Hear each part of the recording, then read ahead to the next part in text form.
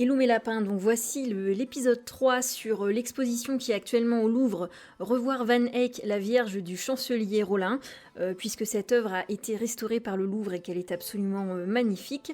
Donc je vous ai déjà fait une petite biographie sur le peintre Van Eyck, je vous ai fait également une grosse vidéo sur la toile La Vierge du chancelier Rollin et puis sur cette exposition. Et j'en avais parlé de faire un petit complément ou un petit focus sur un élément du tableau, puisque si vous avez vu ma vidéo sur la toile en elle-même, elle est hyper riche, il se passe 1 million de choses et ma vidéo durait déjà 40 minutes. Or, il y a un élément dont je n'avais pas parlé, c'est le pavement au sol, qui est extrêmement riche en termes de composition et de symbolique. Donc aujourd'hui, on va voir ça ensemble. N'hésitez pas à aller voir mes 2 autres vidéos avant si vous ne les avez pas vues. Et puis, nous, là, tout de suite, on attaque. Alors on l'a vu, cette toile de prime abord, elle a l'air très simple. Vous avez le chancelier Rollin qui est mis face à la Vierge à l'enfant, dans une répartition, on l'a dit déjà, qui est bipartite, d'un côté le sacré, d'un côté le profane. Enfin ça de toute façon, vous ne le voyez même pas de prime abord, vous avez vraiment juste cette relation entre le chancelier Rollin et la Vierge et l'enfant Jésus. Donc évidemment ça n'est pas le dallage qui attire l'œil dans cette œuvre, pour autant nous on va zoomer dessus et s'y intéresser.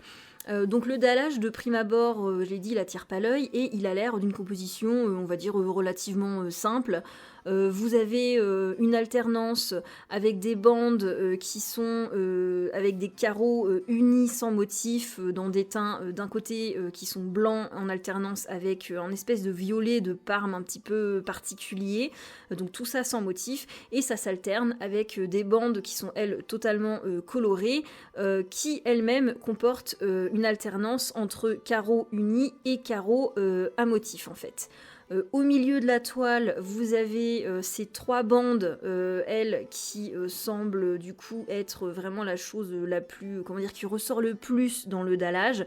Donc ce sont 3 bandes qui sont, elles, totalement colorées et avec carrelage motif, et qui ont l'air justement de centrer l'image. Effectivement, ça crée cette espèce d'effet de perspective qui part vers le lointain.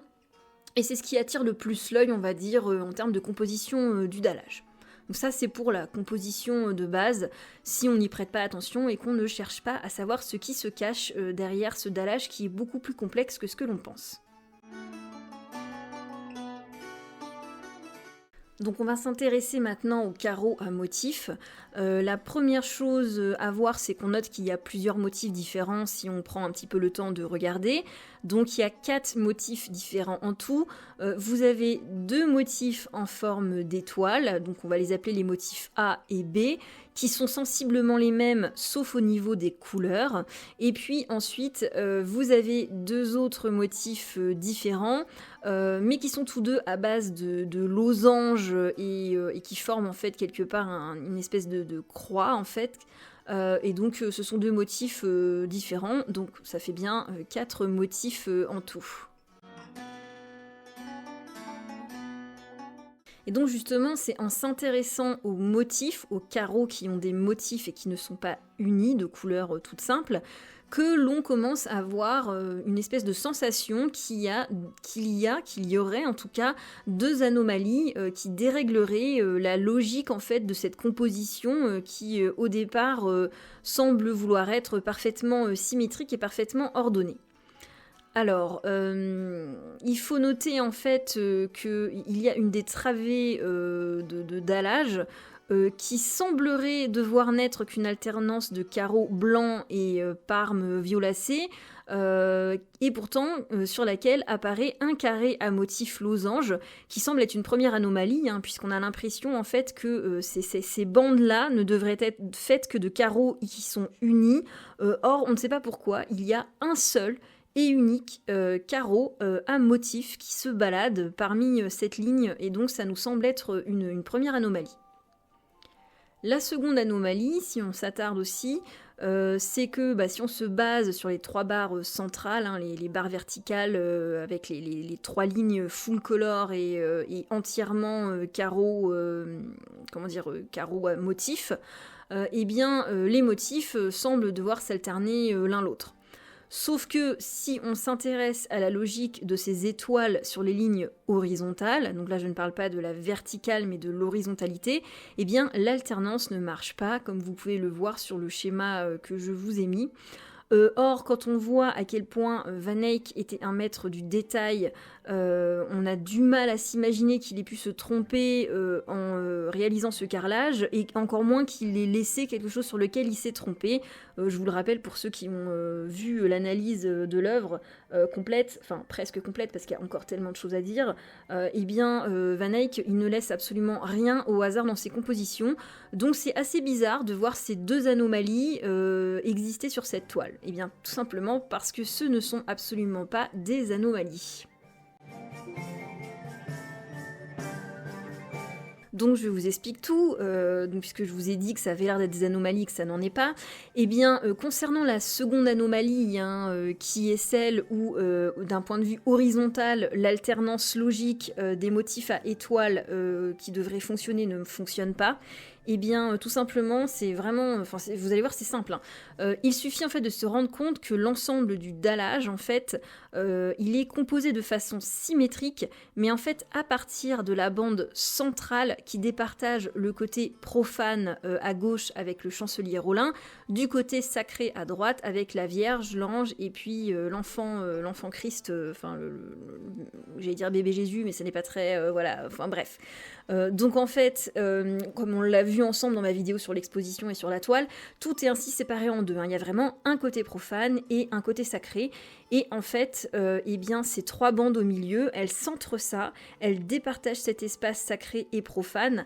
Et en fait, du coup, c'est parfaitement symétrique si vous vous basez sur le fait que la bande centrale au milieu, en fait, elle fait un effet miroir, en fait. Et donc cette symétrie, en fait, elle part de cette bande centrale et de cet effet miroir.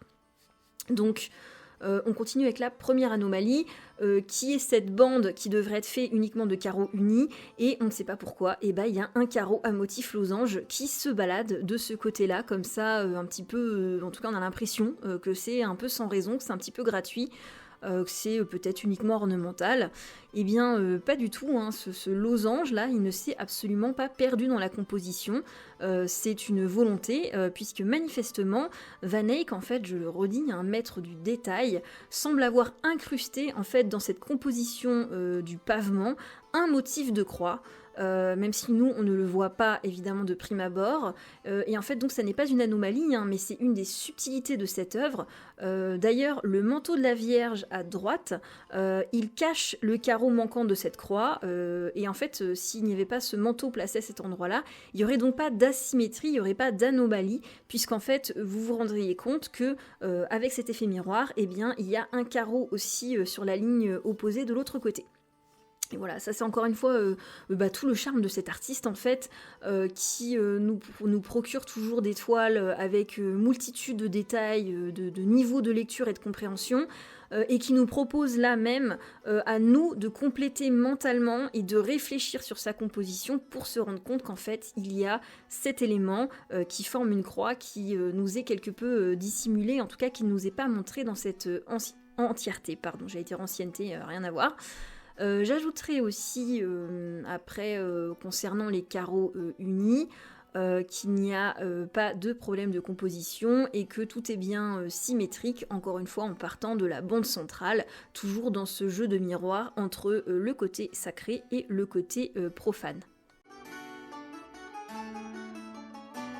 Du coup, je dirais que d'un point de vue du plan complet du pavement, même si de prime abord on a l'impression que ça n'a pas été forcément bien pensé, ou alors que ça a l'air d'être le bazar avec ces carreaux qui se baladent alors qu'ils ne devraient pas être placés aux endroits où ils le sont, on voit bien ici en fait avec cette synthèse que tout est totalement réfléchi et parfaitement en ordre et parfaitement voulu, comme on vient de le démontrer, et que tout ça en fait c'est une véritable volonté de Van Eyck de nous mettre de la symbolique, encore une fois, même dans des éléments qui ont l'air d'être purement décoratifs, ornementaux, et qui n'ont l'air d'être au départ qu'un décor architectural pour poser la scène en fait, quelque part. Et ben non, voilà, c'est très riche et Il y a de quoi faire, mais au moins ce plan complet vous permet un petit peu de mieux appréhender le dallage dans son entièreté en fait.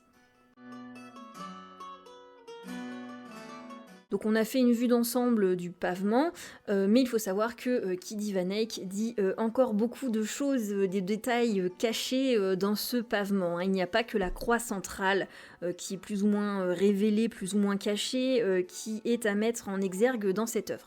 Donc on va s'intéresser aux motifs, et puis du coup on va s'intéresser aux deux motifs en forme d'étoile. Alors d'abord, si on n'est pas forcément calé en matière de religion, on ne sait pas forcément que l'étoile évoque notamment les litanies de la Vierge, donc la Stella Matutina et la Stella Maris. Je vais pas vous en dire beaucoup plus sur les litanies de la Vierge parce que sinon on va partir dans de la religion pure et dure et je pense que ça n'intéresse pas forcément tout le monde et que je ne suis pas non plus méga calée sur le sujet, mais en tout cas sachez que l'étoile est donc une référence en fait aux litanies de la Vierge. J'ai oublié de dire qu'en fait le Stella Matutina ça veut dire étoile du matin et Stella Maris c'est étoile de la mer. Donc dans le contexte du tableau, du coup, il semble bien que l'étoile soit une référence mariale, donc une référence à Marie, et elle est d'ailleurs confirmée en fait par un autre élément qui n'est pas du coup pour le coup dans le pavement, mais qui est en fait la couronne à 8 pointes que en fait transporte l'ange qui vient donc ainsi couronner Marie. On va noter aussi un autre fait, c'est qu'il existe deux motifs d'étoiles en fait, dont les couleurs changent. Alors le motif en fait il est exactement le même, hein. Ce sont uniquement les couleurs qui changent, mais alors attention, les couleurs en fait elles ne sont pas l'inverse les unes des autres, donc il ne faut pas du tout y voir d'un côté une référence à Marie et d'un autre côté une référence à l'anti-Marie, c'est-à-dire la figure d'Ève.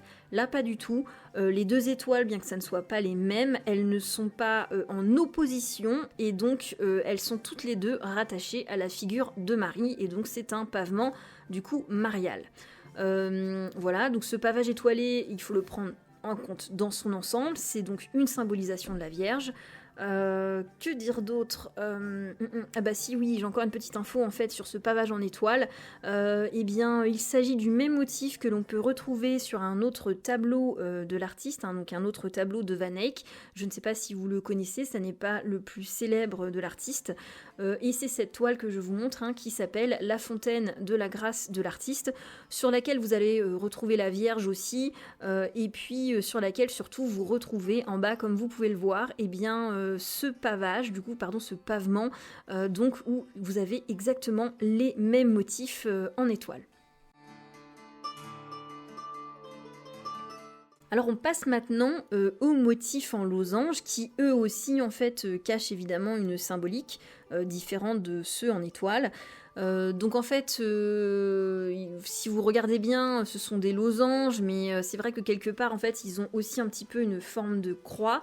Et donc voilà, Van Eyck nous raconte encore une fois beaucoup de choses à travers de petits détails. Pour ça, il va falloir qu'on comprenne et qu'on note le placement précis de certains carreaux. Alors le premier emplacement qu'on doit noter, c'est ce carreau à gauche qui se situe en fait directement à l'aplomb du missel du chancelier. Donc vous avez le livre du chancelier et hop en dessous vous avez ce premier carreau à losange. Son symétrique en fait qui est caché donc sous la robe de Marie, on l'a déjà vu, et bien lui si on voyait bien, si on pouvait le voir s'il n'y avait pas la robe de Marie, on se rendrait compte qu'il est placé à l'aplomb de l'enfant Jésus, donc vous avez l'enfant Jésus et hop en dessous au même niveau, plus loin comme l'autre carreau, vous avez donc ce carreau à motif. Or, ce qu'il faut savoir et qu'on ne sait pas forcément, hein, c'est que le livre qui est fait de parchemin et donc qui souvent était à une époque était donc fait en peau, en tout cas la couverture, c'est quelque part une métaphore en religion de ce qu'on appelle le verbe fait chair, c'est-à-dire le verbe divin qui est donc fait en chair. Hein. Alors la chair, C-H-A-I-R, hein, pas le fait de quelque chose qui soit cher et qui soit coûteux, hein, bien sûr. Et donc, du coup, si on sait ça, on sait que ces deux placements, en fait, ils se font donc parfaitement écho, puisque vous avez donc un de ces losanges qui est donc une métaphore du verbe fait chair, donc du verbe divin qui est donc, placé dans la chair, on va dire la chair de l'homme, etc. Donc vous en avez un qui est sous un missel, qui a probablement une couverture en peau. Or du coup, c'est bien un livre religieux avec une peau, une chair donc, et qui parle donc du verbe divin. Et puis vous avez l'autre, celui qui est placé sous l'enfant Jésus, qui bien évidemment ici fait aussi acte de verbe fait en chair, hein, puisque quelque part c'est un peu la voix de Dieu qui donc s'inscrit dans son fils qui à un moment a eu une corporalité physique. Voilà. Donc ça c'est un des éléments à voir sur les carreaux à motifs. Il y en a un deuxième en fait, hein, parce que Van Eyck évidemment ne s'arrête jamais et c'est toujours complexe et très riche. Alors, ce qu'il faut savoir sur le motif à losange en lui-même, eh bien c'est aussi que c'est une référence au Christ. Donc je m'explique. En fait, le caractère christique de ce motif, il nous est totalement confirmé par le schéma qui est inscrit dans le carreau qui est bien lisible au niveau du premier plan et que je vous ai entouré. Parce qu'en fait, ce carreau-là, il renvoie directement à cet superbe objet d'orfèvrerie, donc à ce bijou magnifique que porte le Christ au cours du cou, sur le tableau, autour du cou, oui, sur cette toile en fait. Enfin, je rappelle que ce n'est pas une toile, hein, c'est un panneau de bois avec de l'huile, mais bon voilà. Et donc, ce losange renvoie directement à ce magnifique bijou. Je vais vous le mettre d'ailleurs en gros plan, hein. Ce bijou il est absolument superbe. Encore une fois, il est réalisé avec énormément de minutie, une véritable volonté de réalisme. Et voilà, c'est encore une fois un petit élément, mais dans lequel éclate tout le talent de Van Eyck quand on prend le temps en fait un petit peu de regarder. Donc concrètement, pour résumer, sur les motifs, on est d'accord que les motifs en étoile, ça renvoie à la couronne de la Vierge et à la Vierge elle-même. Et donc on appelle ça le pavage dit marial. Et puis les deux autres motifs en losange, quant à eux, donc renvoient au Christ.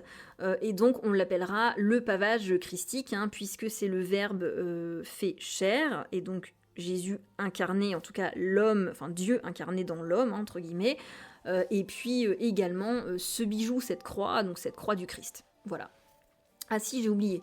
Il y a une dernière petite symbolique concernant le pavage christique et marial.